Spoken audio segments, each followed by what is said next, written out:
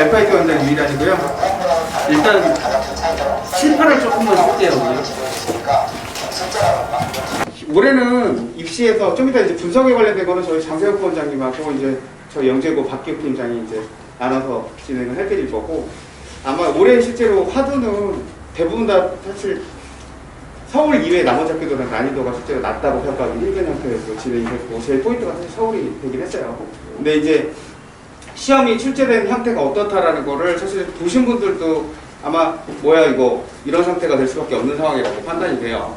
예를 들면은 서울 같은 경우는 올해 이제 간단하게만 실제로 여기 이제 서울을 처음에 생각하시는 분들이 많기 때문에 서울 쪽을 간단하게만 말씀을 드리면, 일단 시험 문제가 실제 쉬웠다는 평이 되게 많잖아요.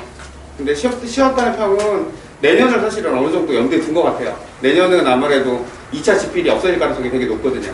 3차 캠프 형태로 일단 진행이 될 건데, 올해 같은 경우는 지금 예를 들면은 캠프 같은 경우 2차 시험의 성격이 어떤 형태였다고 보이냐면, 쉽게 저희 학원 애들 같은 경우는 서울 보고 나서 10단식이 안 나왔어요. 다른 학원 애들 쉽다 그러더라고요. 근데 그걸 이제 저희도 분석을 해봤는데, 그 11문제 중에서 실제 한 7, 8문제 이상이 사실 접근 가능하다라는 느낌이 드는, 즉 3학년들 기준이에요. 어디서 해봤던 거랑 좀 비슷한 것 같기도 하고 조금 답내는데 무리가 없다라는 형태의 문항도수가 실제 다수가 들어가 있는 상태인데, 그 부분은 다른 학원에서 분석을 어떻게 했는지 모르겠지만 캠프 결격자예요. 그 시험에서 일정 수준 이하인 애들을 걸러내기 위한 형태의 제도 장치라고 실제로 예상이 된다라고 보시면 되고, 예를 들어서 이제 타 학원 같은 경우는 총점제로 실제로 이제 보통 해석 방식을 그 기존에 입각해서 이제 이 정도 점수면 합격할 수 있다, 이 정도면 우발이다 이런 얘기를 하는데, 그 플랫폼 올해 깨질 거고요. 두 개 문항으로 결정될 거예요. 하나는 서울 봤던 친구들은 화학 이제 고체 결정 구조에 관련된 모델이 실제 있었는데 화학같이 생겼는데, 그 이 문제가 사실은 수학 문제예요. 근데 되게 재밌는 거는 분석 설명이 여기 시험 아니시죠? 딴 학원에서 그 문제가 수학 문제로 안 들어와 있을 거예요. 이유가 뭐냐면 과학학원에서 복귀했어요. 그래서 어떤 상태가 되냐면 과학에서도 그 문제 등장을 안 할 거예요. 이유가 뭐냐면 과학 선생님들이 분석을 못해요. 수학 문제이기 때문에.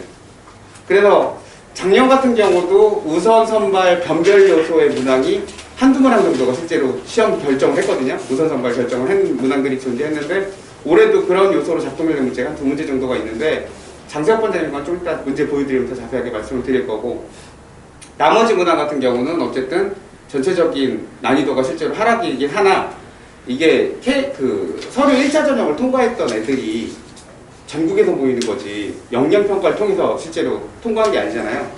서류 전형이잖아요, 쉽게 말해서. 서류를 통과한다, 이 부분이라. 어쨌든 올해는 2학년들은 사실은 서류에서 엄청나게 많이 누락이 된 건 사실이에요. 특히 서울은.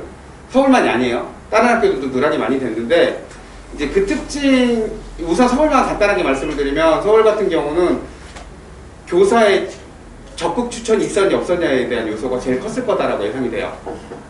선생님이 3학년, 그러니까 예를 들어서 휘문중이나 이렇게 이제 영재고 지원하는 애들이 풀이 많은 학교는 특정 선생님한테 걸리죠. 그 선생님이 실제로 다 적극 추천을 누를 수 있으면 좋겠지만 학교는 제약을 걸어요. 몇 명 이상은 안 된다요. 그러다 보니까 적극 추천이 안 될 애들은 사실은 지금같이 코로나 시국에서 자리도 배치도 문제가 되는 상황에 이제 그 들어갈 수 있는 인원수 한정에 관련된 부분에서 실제 다 걸러내버렸어요. 그래가지고 1차 전형에서만 거의 한 50%가 누락이 됐다고 생각하시면 돼요. 1996명 중에서 한 480명 정도대가 1차 합격을 했을 거다라고 저희는 예상을 대략 하고 있는데, 그 학생들 중에서 실제 시험 응시자는 이제 400명대 정도로 추정이 되고 있어요. 그 이하일 수도 있어요. 실제 인원이 아니라 추정치예요. 근데 그 학생들 중에서 어쨌든 캠프에 실제로 참가할 애들, 캠프에 참가할 애들이 인원수가 보통은 250명대 이내로 실제 잡아주시면 될 것 같아요. 250명 이내, 맥스로 했을 때. 그러면 그 정도 상황이면 400명 중에서 150명 정도 또는 150에서 200 정도가 누락된다고 실제 맥스로 봤을 때, 이 친구들이 전국에서 모인 애들이에요. 모든 애들을 다, 원래 이제 걔네들을 누락시키는 요소는 사실은 1교시에서 작동이 됐었어요. 1교시에서 2교시, 3교시 걸 굳이 평가를 해야 되냐 말아야 되냐 요소가 작동이 됐는데, 올해 시험 난이도는 예상을 벗어났어요, 사실은. 그냥 문제 보면 답이 보여요. 이게 답일 것 같아요. 그리고 이거는 되게, 이번에 과학 같은 경우는 특히 적중 얘기가 되게 많을 거예요. 그 얘기는 뭐냐면 적중이 아니라 흔한 문제라는 얘기예요. 그 형태 때문에 이제 첫 번째 이제 변수가 실제로 생긴 건데, 그 변수는 다시 말하지만 캠프에서 누락 요소로 작동될 거다라고 어머님들께서 해석하시면 이해가 쉬우실 거예요. 이 아이는 캠프에서 판단할 필요가 없는 애라는 얘기예요. 그거는 학교에서도 필요한 얘기잖아요. 그리고 또 한 가지가 작년부터 시작해서 캠프에 대한 이로써 증원이 이루어졌던 거는 아마 한번 들어보신 적 있을 거예요.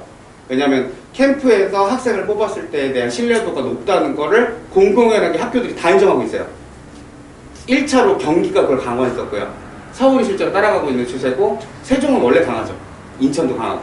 한과장은 원조니까 말할 거 없고요. 그러니까 캠프 강화 현상은 전부 다 도배가 되고 있는 상황이기 때문에 2차 지필시험에 대한 무용론은 들어올 수밖에 없어요.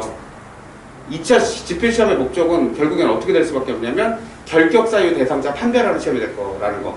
그걸 이제 어떻게 잡아낼 거냐에 대한 흐름이 일단 있는데, 그 부분에서 어머님들께서 너무 염두에 두시지 않아도 될 거는 뭐냐면, 염두에 둘 것과 그렇지 않은 게 있는데, 일단은 염두에 두실 것 중에 하나는 학교 추천 제도의 변화 양상이 나타날 건데, 2학년은 해당 사항이 좀 없을 거라고 예상이 돼요. 영재학급 중심으로 해서 영재교육원 중심으로 해서 추천서 라인을 바꾸는 거예요. 학교 내에서도 영재학급 중심으로 운영돼서 평가받았던 애들 기반으로 해서 추천서가 들어가는 형태로 해서 많은 학생들이 실제 지원하는 거 배제시킨다라는 기조가 들어오지 않겠느냐. 근데 이거는 1학년 이하의 얘기예요. 2학년들 같은 경우는 현재 영재학급을 사실 2학년 때 뭐 다시 뽑아가지고 할 수도 없는 거잖아요. 사실은 이미 진행돼 오던 것도 있고 지금 막힌 것도 있는데, 2학년은 사실은 방법이 없어요. 그러면 기존 체제를 어느 정도 유지는 할 거다. 그러면 2차 지필 요소를 어떻게 반영할 거냐. 왜냐면 2차 지필 요소를 반영을 안 했던 이력이 있었어요. 없었던 게 아니에요, 어머님. 한과형을 처음으로 했었어요. 2010년도에 했었던 걸로 제가 기억이 나는데, 전원 입학사정관제로 선발했어요. 그 결과가 뭐냐면, PT라고 혹시 아시죠? 이 수학 같은 경우도 일정 정도 수준 이상이 되는 애들은 그 수업을 안 듣고 그냥 점수를 줘버려요. A나 A+이나 뭐 A0나 A- 이런 식으로. 그래서 그 정도 수준에 해당되는 애들은 따로 아예 안 들어도 되는 거고, 그 다음에 수준이 이 정도 되는 애들은 요런 반에 편지하고, 수준이 이 정도 되는 애들은 요 반에 편지한다.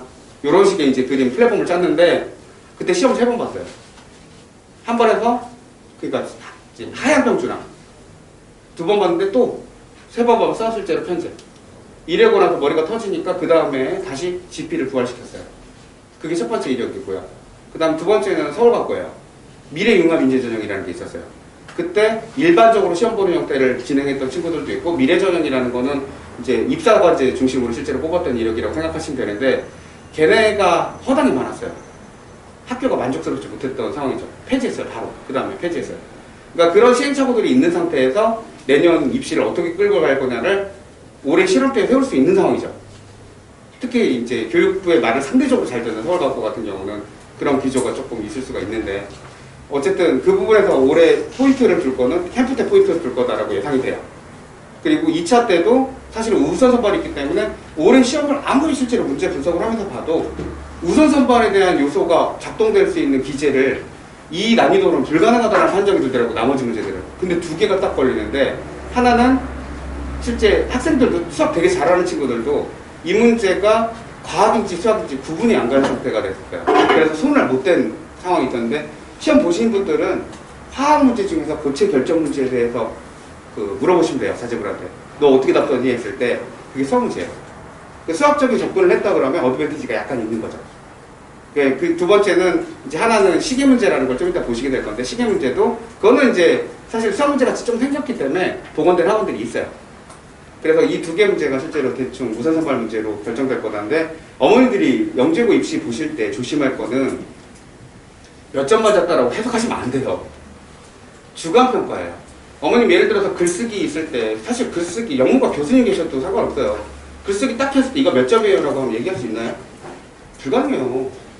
상대적인 평균치 토대로 해서 어느 정도다라고 예상을 하는 거지, 이 글쓰기가 몇 점이다를 어떻게 얘기해요? 그래서 점수배열 평가 방식은 실제로 무너질 수밖에 없는 구조가 되게 강하게 작동될 거다, 올해는. 특히 서울.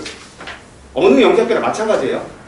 정성적인 서술형 중심으로 가는 학교도 이유가, 그 불필요하게 그거 서술을 읽으면서 평가하기 귀찮은 걸 감수하는 이유가, 이 문제가 어떤 방식으로 접근이 됐느냐에 대한 과정을 보기 위한 거기 때문에, 그 과정에 대한 거가 주가 된다면 점수를 매길 수가 없다가 정답이에요.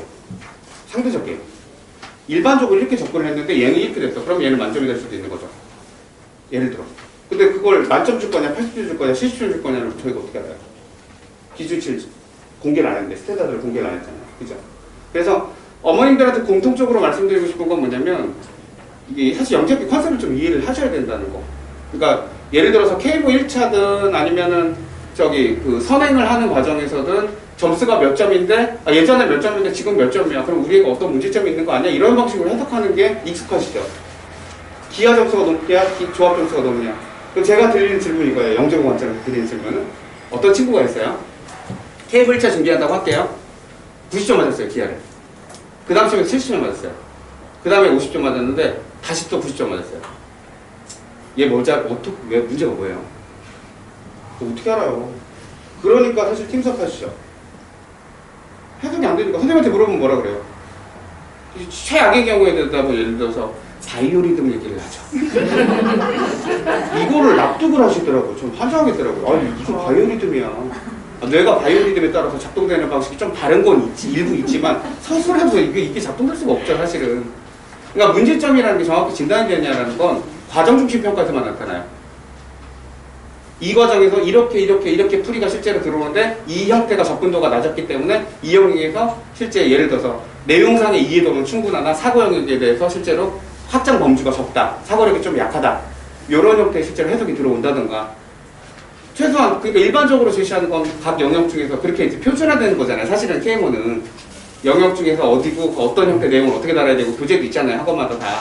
근데 얘가 실제로 뭐 때문에 어떤 게 약하다는 걸 실제로 진단을 어느 정도까지 할 수 있느냐라는 거는 점수 갖고는 트렌드만 알 수가 있어요. 예를 들어서 조합은 90점 계속 맞았어요. 기하는 70점, 50점, 30점, 50점, 40점 이렇게 맞았어요. 어머니 뭐라고 생각하실 거예요? 얘 기하 못하죠? 조합보다는. 그 얘기 누가 못해요? 점수가 뭐 얘기할 수 있는 거예요 원래. 점수가 모르는데 그 얘기를 누가 못해요? 그거는 내용평가가 아니죠. 과정평가가 아니라 그냥 액면과 그대로 예를 들어서 실제로 대부분 다 실제 검은색 옷을 입고 있는데 노란색 옷을 입고 온 사람이 있으면 너 스타일이 있다. 개성 있죠. 왜 걔만 그 색을 입었으니까 당연한 거 아니에요? 그건? 이제 그런 상식선에서 생각을 하시면 영재고 입시도 이해가 쉬운데 영재고 입시를 좀 이해하기 위해서 죄송하지만 제가 이걸 거둔 이유가 수학 문제 하나만 드릴게요. 그래야지 어머님도 이해가 가요. 어머님 일단 제가 한 가지만 상기를 시켜드릴게요. 어머님 자연수나 정수에서는 그 인수분해가 유일하게 되는 건 들어보신 적 있잖아요.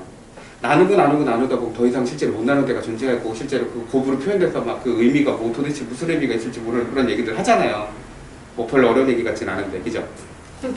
근데 여기서 한번 표를 한번 드릴게요. 예를 들어서 360입니다. 방금 했던 거대로 하면 그냥 나누는 거잖아요. 어쨌든 나눌 수 있는 수로. 그럼 예를 들어서 이거 실제 나누면 40하고 9로 이렇게 나눠지죠. 그 다음에 이것도 실제 나누면 3하고 3인데 3은 더 이상 안 나눠지니까 그냥 그대로 두겠죠. 그 다음에 여기서 4하고 10으로 나누는 거 괜찮죠? 여기서 2하고 5로 나누고 여기다가 2하고 2로 나눌게요. 이러면 더 이상 인수분해 안 되는 거니까 자라락 곱하면 소인수분해죠. 자, 이 표는 어색하지 않으시죠? 이 표에서 실제로 무슨 생각을 어머님 이 표 보면 무슨 생각 드세요? 라고 질문하면 저 미친놈 같죠? 무슨 생각 드세요? 그럼 인수분해요 그 얘기 하실 거잖아요. 그게 아니에요 어머님. 여기서 실제 무슨 정리를 얘기하고 싶은 것도 아니고 영재고를 이해하려면 이런 생각을 실제로 학생들이 좋아해야 되고 그 다음 설명하고 싶어 해야 된다는 게 이해가 가시면 영재고가 이해가 잘 가요. 예를 들어서 어머님들 여기서 제가 이렇게 쌍들을 갖다가 묶을게요. 묶으면 예를 들어서 얘하고 얘 같은 경우는 둘 다 2의 배트죠. 짝수죠. 예를 들어. 그리고 또 다른 예를 들어 실제로 보면 얘 같은 경우는 3의 배트죠. 둘 다. 그러니까 질문을 제가 이렇게 할 수 있죠. 몇 가지 질문을 할 수 있는데 1번 혹시 이제 헷갈리실까봐 제가 순서상 정의해 드릴게요. x 곱하기 y라고 그러면 얘를 x하고 실제로 y가 이렇게 분할된 거다. 요때 요거에 대응되는 x, y를 순서상이라고 할게요. 이러면 좀 편하시죠? 순서상 개수가 몇 개냐? 그러니까 다른 방식으로 나눌 수도 있는데 순서상 개수가 몇 개 나오냐? 이런 얘기를 물어보면 느낌이 같으세요? 아까 얘기했던 거랑 인수분해 되게 자명하죠? 느낌이 좀 다르죠? 뭐 이상하죠? 두 번째는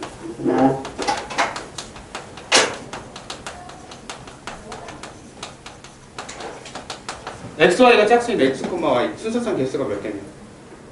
나 그러면 이거 예상 안 되세요? 대충 보면 그럴 것 같은 느낌은 들어요. 뭔지 몰라도. 두 개가 아닌 상황이 있을 것 같으세요? 아니면 두 개가 항상 두 개일 것 같으세요? 찍으셔도 돼요. 틀리셔도 괜찮아요. 애들도 가끔 틀리거든요. 느낌은 들죠? 말을 하기 좀 애매하지만 느낌은 들죠? 이럴 것 같다 뭐가. 아니 애매하셔도 돼요. 어머님 수학하신 지 오래된 거 저 다 알고 있어요. 머릿속에서 실제 수학은 없을 거예요. 그래도 느낌은 있으니까 우리 느낌으로 접근하는 거예요.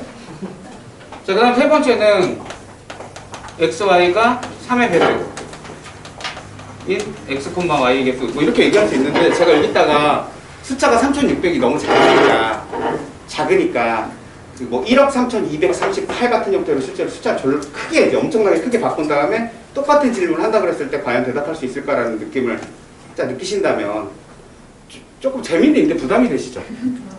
그리고 어머님들 한 가지만 더 물어볼게요. 어떤 이론적 배경을 토대로 하면 이거를 풀 수 있는 그림이 있지 않을까라는 기대치가 있으세요? 아니면 그냥 하다 보면 나올 것 같으세요? 이거 배경 없을 것 같은 느낌 들죠? 배경 없어요, 어머님 이거. 뭘 배워야 되는 게 아니에요. 그냥 사고 방식만 있으면 돼요. 근데 이게 왜 이게 해석이 되냐면 처음에 360이었다가 실제로 쪼개졌죠. 그러니까 이걸 갖다가 실제 그냥 맵을 만들면 돼요. 어차피 얘네들이 이렇게 2가 3개가 있고 5가 하나가 있고 3이 2개가 있는 형태인데 순서상이 나타나면 예를 들어서 저기 40하고 9면 58에 40이니까 이렇게 나눈 거네요. 그죠? 그 다음에 예를 들어서 4하고 10을 나눴다 그러면 이렇게 또 나눈 거죠. 그럼 최종적으로 우리가 했던 게 뭐라고 해석하면 되냐면 이런 식으로 들어간 거네요. 결국에는. 그러면 영역이 몇 개냐에 대한 얘기고 영역이 만들어지기 위해서는 벽이 몇 개가 생겼느냐만 생각하면 되는 거죠. 그죠? 순서상 개수는 결국에는 실제 이 벽이 하나 생길 때마다 순서상이 하나 나타나는 거기 때문에 벽이 하나가 생기면 방이 2개로 쪼개지는 거니까 그죠? 쪼개졌다라는 거는 이게 쪼개졌다라는 거니까 선 하나 생기면 쪼개진 거잖아요. 그죠? 그래서 몇 개의 실제 순서상이 나타나냐면 항상 일정하다는 얘기예요. 두 번째는 짝수인 애가 몇 개냐 그러면 이게 짝수를 결정하는 건 2잖아요. 2를 나누는 게 몇 개냐죠. 그 다음에 3의 배수인 거는 같은 얘기죠. 그림 하나로 다 끝나는 얘기예요. 애초에. 여기서 제가 묻고 싶은 질문은 이론적 배경이 있나요 이게? 사고 방식이죠. 그걸 이해하시면 영재고 입시에 대한 이해가 잘 되세요. 예를 들어서 저런 문제가 시험에 나와? 애들은 어떻게 풀어? 풀어요. 못 풀지 않아요. 왜? 생각하는 연습을 실제로 충분히 하는 친구들이면 풀어요. 그리고 다행스러운 게 뭐냐? 다 풀지 못해요. 만점자는 없습니다. 실제로. 어떤 시험에서도 진짜 막 미친 척 쉽게 난다라고 했던 시험이 예를 들어 있었어요. 경기영재학교, 경기과학고. 그게 이제 2010년, 11년에서 계속 나왔던 얘기인데 초창기에는 경기과학고 시험이 되게 쉽다. 발로 푼다는 얘기가 되게 많이 나왔어요. 시험 보고 나온 애들 최강 난이도가. 발로 푼 점수에서 합격자 평균 점수가 몇 점일지 아시면 깜짝 놀라실 거예요. 선생님들도 진짜 학교 재원생을 한테 올해 애들 왜 이러니 왜 이렇게 못하니라는 얘기를 했는데 100점 만점에 36점. 합격자 평균이에요. 이상하죠? 답이 딱 맞아 떨어지는 거면 예상치가 애들이 생각보다 안 틀리는 거 아시죠?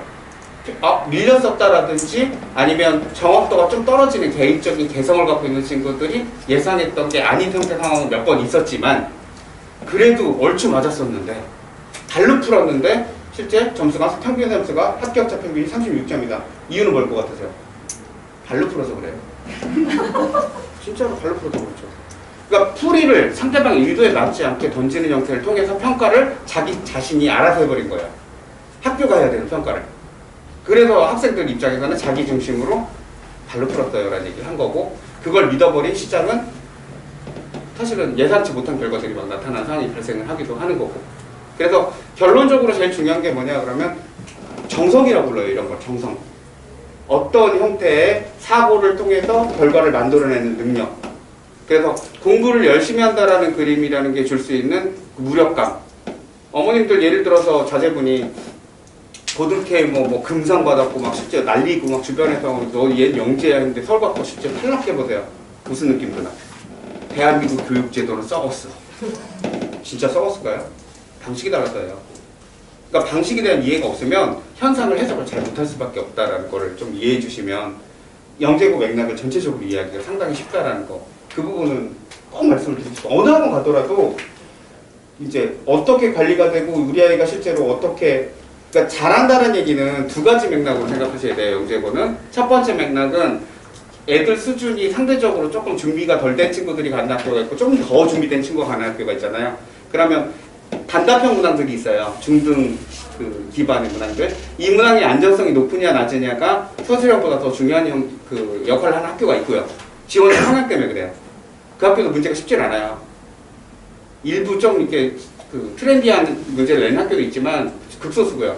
대다수의 학교들은 기본형 문항들이라는 게 존재해서 그 문항들에서 이제 중등 과정에 대한 이해도를 실제로 묻는 부분이 일단 들어오고요. 뭐 경시 수준까지 어느 정도 가는 경우도 있지만, 근데 나머지 서술형 같은 경우는 사거리 평가를 하는데 대부분 학생들이 이 부분에서 그림을 아무것도 준비 안 하고 잘 하는 친구들은 사거리가 형성이 돼 있는 친구들이에요. 그런 친구들은 어느 학교나 다 있어요. 근데 이 부분에서 실제로 쇼부를 붙이고 이 부분에서 쇼부 칠 수밖에 없는 학교가 있는 거고, 어떤 학교는 여기서 쇼부가 안 되는 거죠.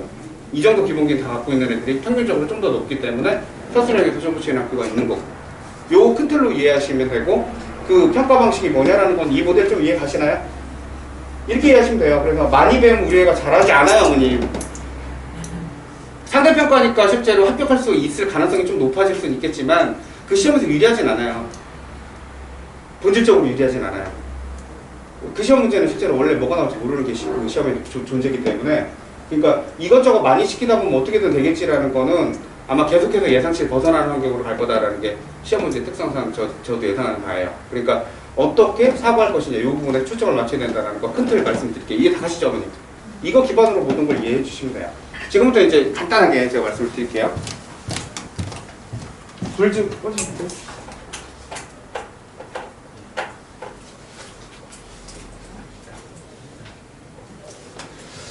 자, 어쨌든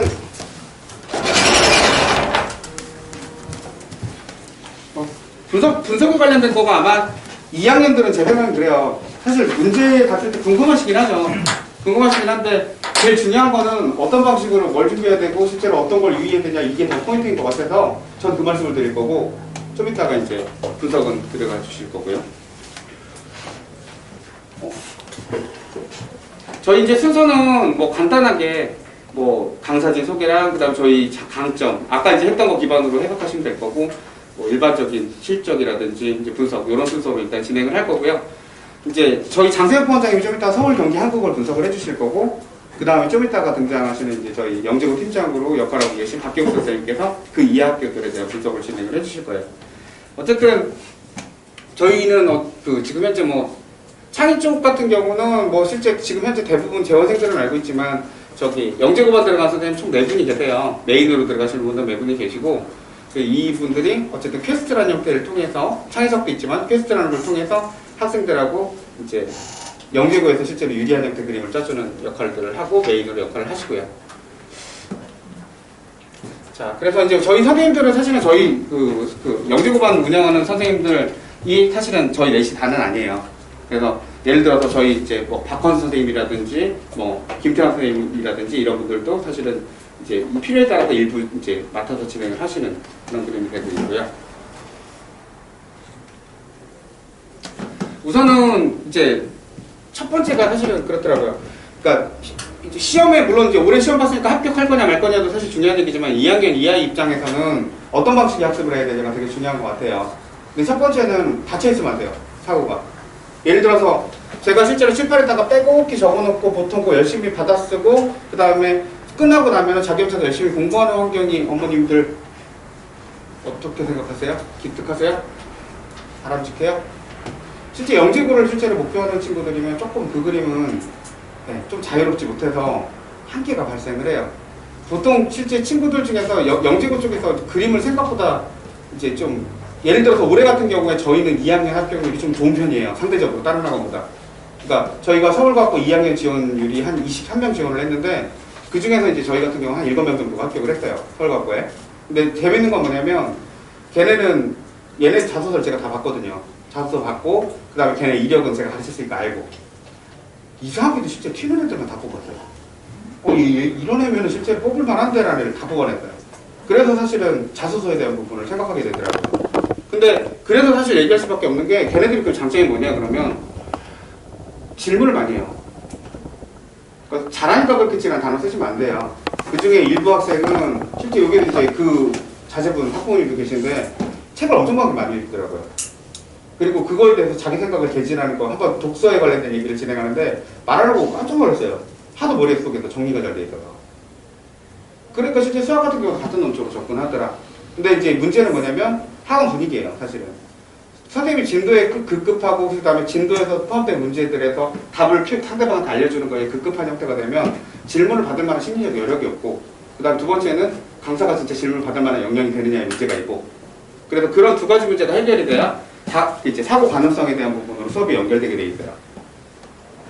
그렇게 되면 친구들이 어떻게 되냐면 주변 친구들 한두 명이 계속 질문에 들어오다 보니까 질문 반경이 넓어진 형태로 돼서 참여율이 조금 더 높아진 형태 그림이 되고 그게 맥스로 치는 때가 이제 영재고 반경 때. 영재고 반경에서 질문이 좀 많은 게 좋거든요, 사실.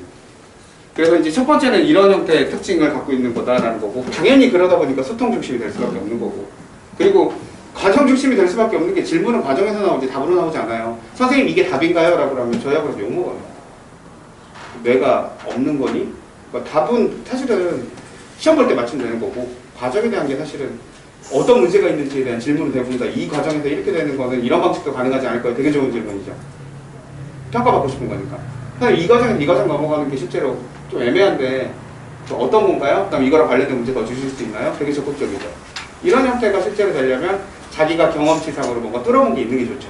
그래야 자신감 있게 실제로 수학이라는 의미에서도 들어올 수 있으니까.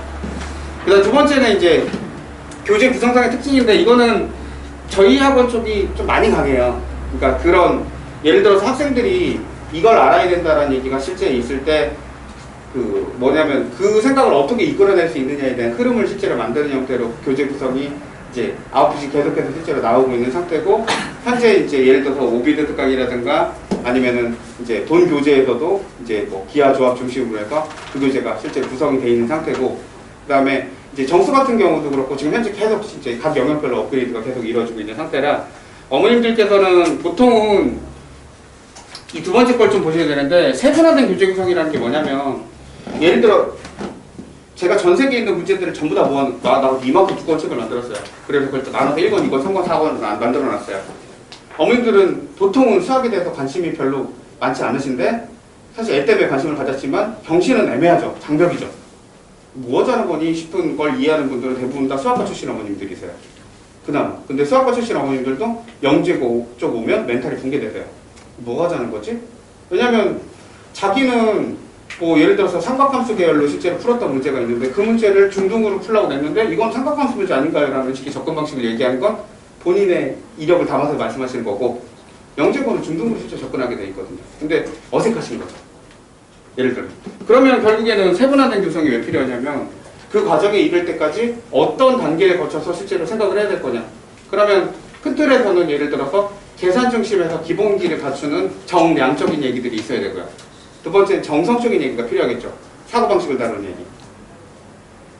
좀 이따가 이제 그 카테고리를 보여드릴 테니까 그건 찍으세요.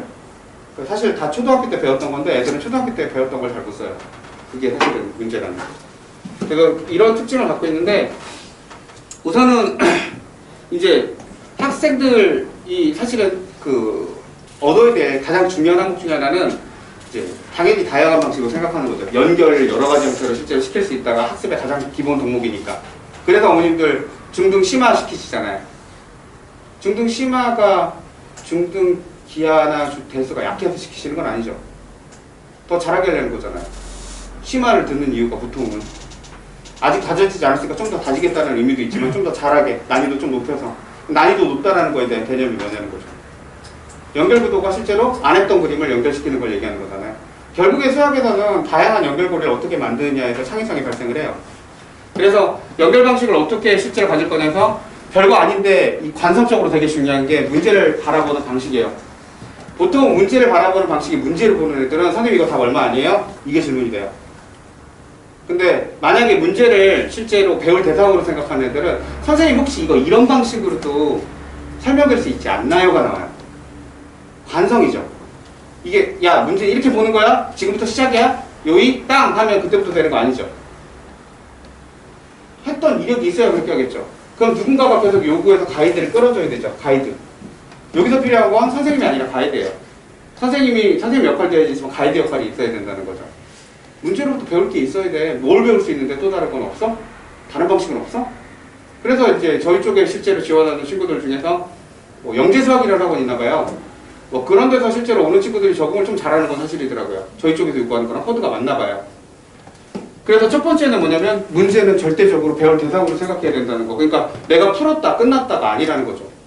뭐 해야 되는 걸 좀 이따 얘기를 해야 되는데 두 번째가 되새김을 통한 사고 숙적이에요. 예를 들어 경실 배운 애가 영재고 그러니까 A급 수학을 다시 푸는데 거기에 있는 답지랑 크게 차이가 없이 빨리빨리 잘 풀었다. 다 만점 맞았어요. 잘했다라고 평가받는 건 푸는 대상으로 보는 거예요. 잘한 건가요, 그게? 새로운 거 배웠다며요. 그럼 새롭게 할 수 있어야 되잖아요. 그게 축적이죠. A급에서 A급을 난 했고 나는 두 번 풀었으니까 끝낼게란 단어가 어떻게 나와요? 걔는 이미 풀었던 선생님인데 또 다른 형태의 나한테 뭔가의 가르침을 줄 수 있는 그 선생님이 책을 버릴 수가 없죠. 나중에 다시 한번 봐야죠. 그게 이제 축적이라는 거죠.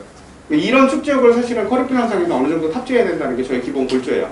그래서 저희도 이제 보완과제라든지 그런 부분을 포함시키는 이 얘기들도 사실 이런 맥락상에서 이제 진행을 하는 건데, 그래서 이거에서 발생하는 건 결국 뭐냐면 점수를 갖다 해서 어머님 얘는 다른 애는 실제 같은 시점에서 시작했는데 걔는 지금 80점인데 얘는 아직도 한 4, 50점대에서 머무르고 있어서 저도 가슴이 아파요.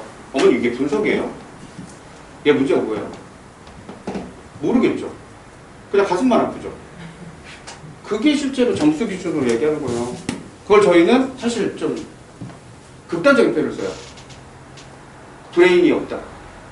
뇌가 없다. 너무 표면적으로 건드려서 실제 어머님 얘는 화장을 살짝 했더니 너무 이뻐요. 얘는 화장을 했는데도 별로네요. 이거는 그냥 액면가로 실제로 그냥 느낌으로 얘기하는 거잖아요. 데이터베이스도 없고, 그 다음에 문제점에 대한 분석 결과도 없고, 이런 부분에서 이제 어쨌든 제일 중요한 거는 점수가 아니라 과정상에서 평가를 주력하느냐. 완벽할 수는 없죠, 사실. 저희도 완벽하지 않아요. 근데 그 부분에 대한 노력을 한다는 게 실제로 좀 다르다고 저희는 생각하는 거고, 그 부분의 차이는 인지를 어떻게 하느냐, 대상에 대한 인지를 어떻게 하느냐라는 거. 그 다음 두 번째는 이제 사실 당연한 거지만은 과정 중심으로 갈 수밖에 없기 때문에 수업 내용상에서도 지난 때 했던 건데 다른 방식으로 할 수 있는 거 다시 끄집어내는 경우가 많아요. 그래서 실제 가끔씩 진도가 저희가 되게 느려지는 경우가 있는데 그 기존에 했던 걸 진짜 끄집어내서 실제로 다시 리마인드 시키는 형태. 그러니까 다른 풀이가 또 나타날 수 있는 거잖아요. 옛날에 했던 건데. 근데 지금은 새로운 걸 배우는데 했던 걸 또 다르게 보면 또 그게 끌어와줘야 되니까 그게 과정상에서 어느 정도는 편제가 되어 있다는 거 하나랑 보완과제라는 게 있어서 이제 기존 과정에 대해서 실제로 좀 더 이제 다른 방식으로 할 수 있는 걸 체크할 수 있는 기회가 또 존재한다. 이런 차이로 이제 진행되고 있고요. 이제 사실 이거 이해가 빠르시더라고요. 축적된 게 사실 뭐냐 이제 이런 건데 이거 사실 식 보면 화나시진 않으시길 바래요. 그냥 가볍게 보세요. 이거 딱 보면 그냥 짜증 나시면 돼요. 그죠? 뭐 X도 있고 Y도 있고 Z도 있고 뭐 부등호 들어갔고 뭐 이렇게 식이 이렇게 돼 있는데 애들이 이 식 갖고 무슨 생각을 해야 되잖아요. 근데 되게 재밌는 거는 배운 단계에 따라서 답이 좀 달라진다는 거예요. 예를 들어서 이거는 이제 사실은 인수분해 배운 애들 있죠. 인수분해 배웠을 때는 애들이 좀 잘하는 데는 이렇게까지 해요. 그래서 뭐 인수분해 짜잔 해가지고 크기 관계가 이렇게 비교해 보니까 이렇게 되니까 된다. 그죠? 단말하는 애들이 이건 푸는 거죠, 그냥. 그죠? 최소 설명을 만든 거니까. 근데 끝나는 게 아니라는 거죠, 사실은. 두 번째는 학생들은 뭘 배웠냐면 1차 함수를 배웠어요. 그래서 얘네들이 실제로 딱 들어오면 이 중에 한 변수만 실제로 생각을 하는 거죠. 변수 하나만 생각을 해서 이걸 실제로 그림으로 실제로 옮기면 여기서 이렇게 딱 가리고 보면 1차 함수 같이 생겼죠. 그죠? 1차 함수 같이 생겼는데 1차 함수가 1보다 작은 값을 갖는지 확인하는 얘기가 되죠. 그래서 실제 그림으로 그리면 기울기가 얘가 기울기거든요. 기울기가 0보다 크냐 작냐, 아니 0하고 같냐, 0보다 작냐에 따라서 그림이 이렇게 나타나죠. 어쨌든 이건 이런 식으로 실제 접근할 수 있는 것도 하나의 방법이죠. 근데 배웠던 거예요, 역시나. 근데 실제로 사고 단계가 좀 높아지면 시험 또 다른 생각들도 실제로 할 수가 있는데, 예를 들어서 생긴 것 자체가 아까도 보셨지만 뭐 곱하기 뭐로 생겼잖아요. 그걸 더한 거고, 뭐 곱하기 뭐한 걸 더한 거고. 그래서 이거를 이제 이것도 하나의 사고 기법 중에 하나예요. 구조법이라고 부르는데, 그 넓이 형태로 해석할 수가 있기 때문에 그걸 생각한 친구들은 각각의 표현식이 넓이에 가까운 형태 표현식이다라는 걸 알고 그림으로 바꿔서 해석하기 시작을 하는데, 이 해석 방식은 초등학교 때 그림 그려 이해하기라는 방식이고 구조법이라고 부르는 것 뿐이에요. 단지 초등학교 때 했던 거예요, 사실은. 그래서 넓이에 대한 형태로 실제로 변환되는 해석도 가능하겠죠. 근데 여기서 선생님 또 다른 건 안 될까요? 라는 걸 생각하는 우수한 친구들이 사실 있죠. 좋은 형태로 반성이 된 친구들은. 그럼 여기서 안 끝내고 사실은 또 바꾸게 돼요, 친구들이. 우선 이제 이거는 다시 말씀드리지만 넓이의 합으로 실제로 표현된 거다. 이런 식으로. 근데 이제 이거를 좀 더 생각할 줄 아는 친구들은 선생님 XYZ가 있으면 3차원 그림이잖아요. 차원이 변수가 3개니까 3차원의 가능성이 있는 그림이잖아요. 그래서 뭐 3차원 좌표계가 아니라 입체로 생각할 수 있겠죠. 그러면 어쨌든 뭐 이런 형태 구성을 갖고 있기 때문에 얘를 어떻게 실제로 보냐면 X가 들어갈 자리를 하나씩 만들어주고 Y가 들어갈 자리 만들어주고 Z가 들어갈 자리 만들어주고 그걸 식으로 이렇게 나타내면 3개의 부피에 관련된 걸 표현할 수가 있죠. 그러니까 Z가 없으니까 1는 거고요.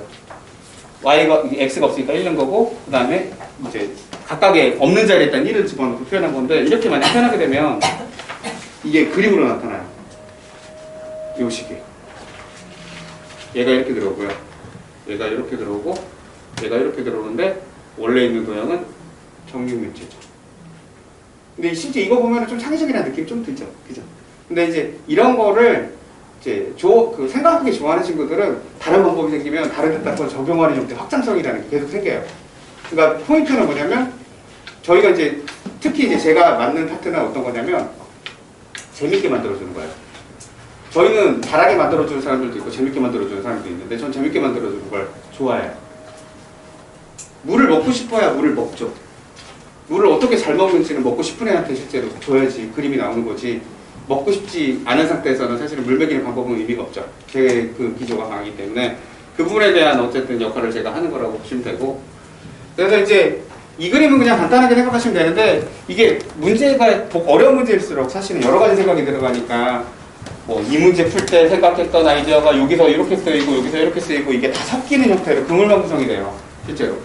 그래서 친구들 어떤 게 필요하냐면 이게 그물망이 실제로 구성이 어떻게 생겼냐면 개념 이론이라는 것도 있지만 뭔지 몰라도 그냥 생각만 해도 되는 아이디어라는 게 있고요.